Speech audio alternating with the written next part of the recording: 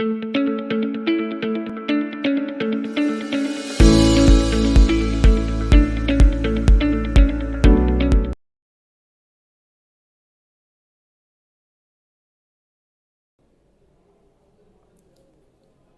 सिंह सिद्धू जी की एक वीडियो कुछ दिनों से बहुत ज़्यादा वायरल हुई है, जहाँ पे उन्होंने अपने पत्नी की नवजोत कौर जी की ब्रेस्ट कैंसर स्टेज 4 से सिर्फ डाइट, कुछ इंडियन डाइट के सहारे पूरी तरह से क्योर हो जाने का दावा किया है।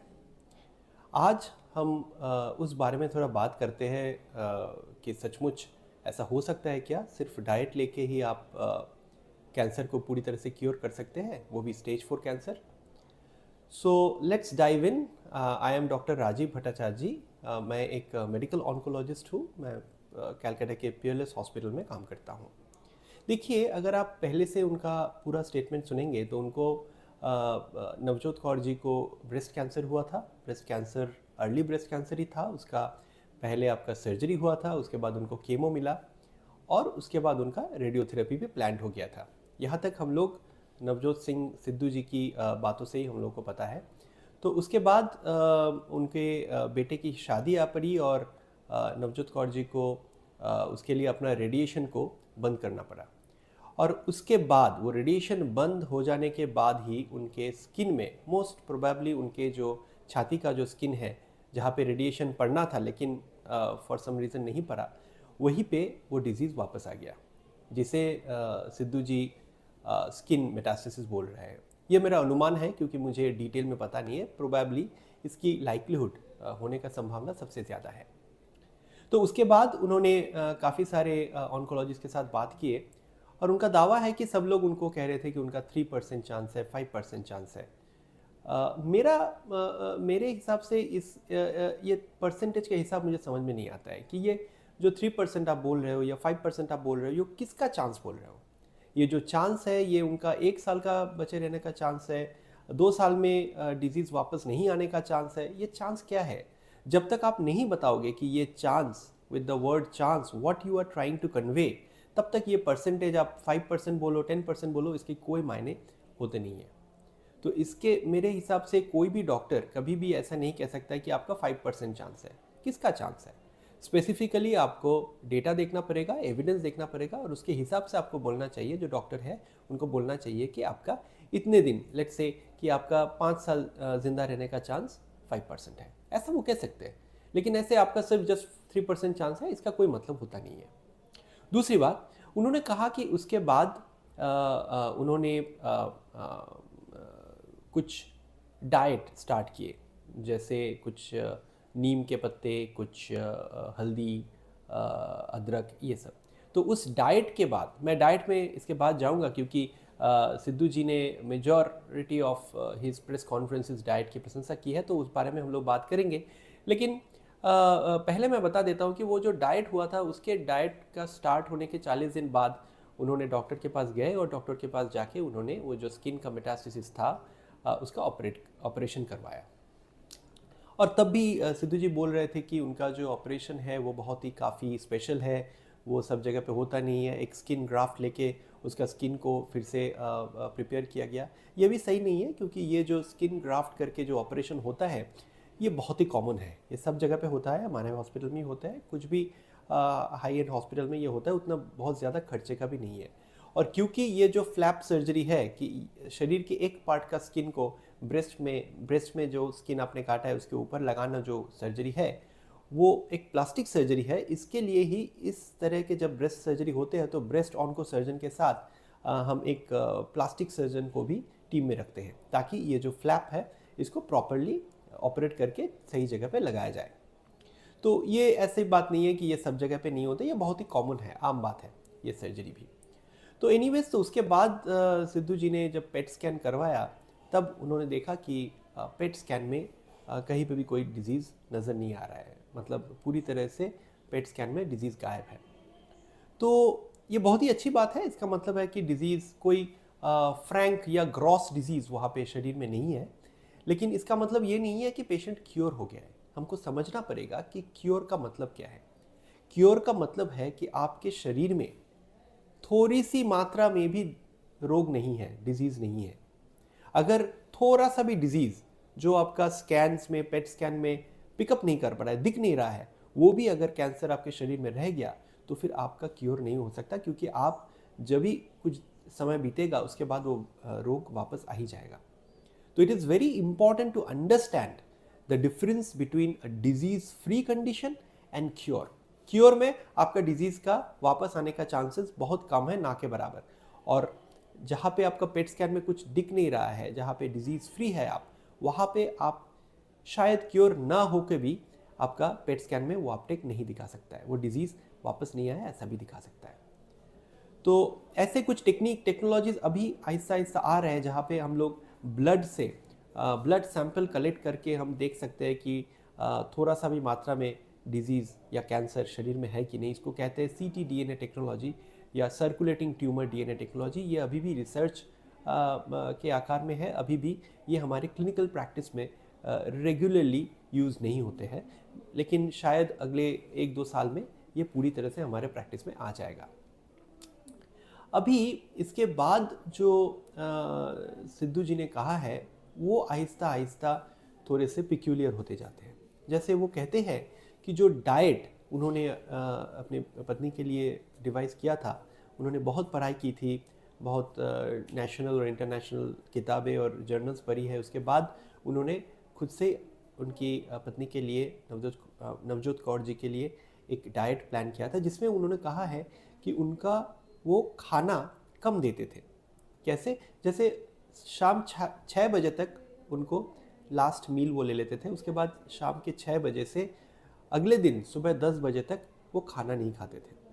और इसके इन फेवर ऑफ दिस क्या जस्टिफिकेशन उन्होंने दिया है? उन्होंने कहा है कि ये जो कैंसर है ये चीनी खाता है, ये शुगर लेता है, शुगर के बदौलत इसकी शक्ति बढ़ती है। तो ये लॉजिक इसलिए मुझे समझ में नहीं आया क्योंकि कैंसर शुगर खाता है, इस बारे में हमारे कोई संदेह नहीं है, ये सच है। लेकिन ऐसा तो नहीं है कि कैंसर सिर्फ दिन में ही शुगर खाता है। रात को यानी शाम 6 बजे के बाद और सुबह 10 बजे से पहले आप अगर शुगर नहीं खाते हो तो उसी समय कैंसर का शुगर खाने का समय है। और दिन भर जब आप शुगर ले रहे हो या कोई भी खाना आप ले रहे हो जो इवेंचुअली आपके शरीर में जाकर शुगर में ही कन्वर्ट हो रहा है, वो दिन में कैंसर सो रहा है आपके शरीर में, वो शुगर नहीं ले पाता। तो ये लॉजिक मुझे कुछ समझ में नहीं आया। दूसरी बात यह है कि कैंसर जैसे शुगर खाता है, कैंसर अपना ऊर्जा शुगर से लेता है, वैसे जो हमारे साधारण सेल्स है, कोशिकाएं हैं, वो भी तो शुगर से ही एनर्जी लेते हैं। तो अगर आप शुगर अपने शरीर को नहीं दोगे तो फिर क्या होगा? आपका जो शरीर के नॉर्मल जो ऑर्गेनिज्म है, जो सेल्स है, जो फंक्शंस है, वो भी ठीक तरह से आप नहीं कर पाओगे। इसके लिए कंप्लीटली शुगर फ्री डाइट देना, और स्पेशली एक सीरियस पेशेंट को जिनका कैंसर हुआ है, it is not a good idea at all. तो इसके ये सबसे बड़ा रेड फ्लैग है इस पूरे प्रेस कॉन्फ्रेंस का। आपको समझना पड़ेगा कि एक कैंसर पेशेंट के लिए एक हेल्दी डाइट जिसमें सही मात्रा में कार्बोहाइड्रेट भी रहे, ये बहुत ही ज़रूरी है। सिर्फ नट्स, सिर्फ फाइबर्स, सिर्फ साग सब्जी से नहीं काम चलेगा, सिर्फ हेल्दी से काम नहीं चलेगा, आपको सही मात्रा में कार्बोहाइड्रेट भी लेना है, क्योंकि ऊर्जा आपके शरीर के लिए मेजरली कार्बोहाइड्रेट से ही आते हैं। उसके बाद उन्होंने कहा कि कुछ मतलब आयुर्वेदिक कुछ खाना जैसे हल्दी, जैसे नीम, सेब, भारत के इंडियन जो स्पाइसेस है, जो जिसके लिए भारत सारे दुनिया में जाने जाते हैं, ये सब उन्होंने कहा है, उन्होंने दिया है। इसमें कोई दो राय नहीं है कि these are all healthy diet. और ये सिर्फ कैंसर पेशेंट्स के लिए ही नहीं, जो भी कोई आदमी है, नॉर्मल कोई आदमी या औरत है, उनके लिए भी वो इतना ही काम करेगा जितना कोई कैंसर पेशेंट के लिए कर रहा है। तो फिर आप ये हल्दी लीजिए, आप अदरक लीजिए, नीम के पत्ते खाइए, आप लेमन जूस लीजिए, इसमें कोई प्रॉब्लम नहीं है। लेकिन ऐसा नहीं है कि सिर्फ आप ये लेमन जूस लेंगे या ये हल्दी लेंगे और आपका कैंसर ठीक हो जाएगा। ये जो एसोसिएशन सिद्धू जी ने बनाने की कोशिश की है, मेरे हिसाब से वो बहुत ज़्यादा प्रॉब्लमेटिक है। अभी चलते हैं दूसरे में। उन्होंने कहा कि वो जो फास्ट फूड्स है, जैसे उन्होंने कहा कि समोसे बंद कर दिए, जलेबी बंद कर दिए, उन्होंने रिफाइंड ऑयल बंद कर दिया, प्रोसेस्ड शुगर्स बंद कर दिए, उनको कोक पेप्सी तक कोल्ड ड्रिंक भी नहीं दिया। तो आप मुझे बताइए कि ऐसा कोई भी डॉक्टर के पास आपने सुना है क्या कि जो बोलते हैं कि आपका पेट खराब है, अच्छा अच्छा 4 पकोड़े खा लीजिए, 3 समोसे खा लीजिए, 2 जलेबी खा लीजिए, ऐसा कोई भी डॉक्टर ने कहा है क्या? ये आपको अच्छा खाना खाना है और समोसे jalebi they are not good for your health, this is known to everyone, this is common sense. ये अलग से प्रेस कॉन्फ्रेंस करके आपको बोलने की ज़रूरत नहीं है कि आप समोसा मत खाओ या आप जलेबी मत खाओ। दिस इज़ अ वेरी मतलब कॉमन सेंस, इसको इतना कुछ हाइप करने का भी ज़रूरत नहीं है।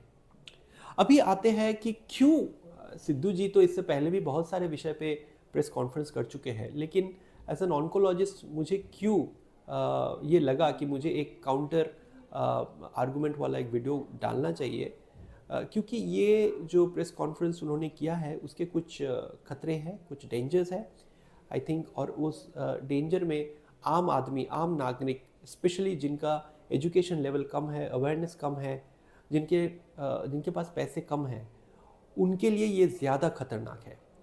देखिए सिद्धू जी वो एजुकेटेड है, वो पैसे वाले हैं, उन्होंने उनका पत्नी का ट्रीटमेंट अच्छी तरह से करवाया, सारे कीमोथेरेपी, सर्जरी, रेडियोथेरेपी सब कुछ अच्छी तरह से दिया। उनके अपनी कथनी से वो कहे कि 10-12 लाख रुपए उनके खर्च हुए हैं उनके ट्रीटमेंट में। तो जो जिनके पास साधन है वो आपका ट्रीटमेंट भी कराएंगे और उसके साथ जो ये सब खाना है, अच्छा खाना, हेल्दी डाइट, हेल्दी लाइफस्टाइल, ये भी मेंटेन करेंगे। प्रॉब्लम तब हो जाता है जब गरीब आदमी जिनके पास एजुकेशन उतना नहीं है, वहाँ पे इनका सबसे समस्या होगी कि वो समझ लेंगे कि एक्चुअल जो ट्रीटमेंट, जो खर्चे वाला ट्रीटमेंट है या जो कष्ट करके जाने वाला, हॉस्पिटल में जाना पड़ेगा, एडमिट होना पड़ेगा, वो सब जो ट्रीटमेंट है, वो ट्रीटमेंट नहीं करके सिर्फ सिद्धू जी ने जो कहा है हल्दी, नीम, अदरक, ये सब खा के ही हम कैंसर फ्री हो जाएंगे, ये एक बहुत ही डेंजरस मामला है। और इसमें सबसे ज़्यादा फंसेंगे तो बुरे फंसेंगे गरीब आदमी, जिनके पास already who are reeling under a lot of difficulties.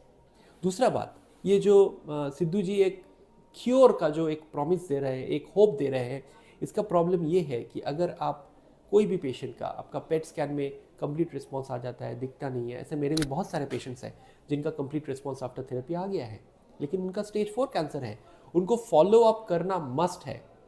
Follow up मतलब आपका ट्रीटमेंट कंप्लीट हो जाने के बाद भी आपको डॉक्टर के पास आके मिलना है, इन रेगुलर इंटरवल्स आके मिलना है और ये देखना है ताकि आपके शरीर में उस जगह पे या किसी दूसरे जगह पे कैंसर वापस ना आ जाए। देखिए ये कोई आयुर्वेदा और मॉडर्न मेडिसिन का लड़ाई झगड़ा नहीं है, ये आपको समझना पड़ेगा कि आयुर्वेदा हमारे हेल्दी लिविंग के लिए बहुत ही बेहतरीन एक साधन है।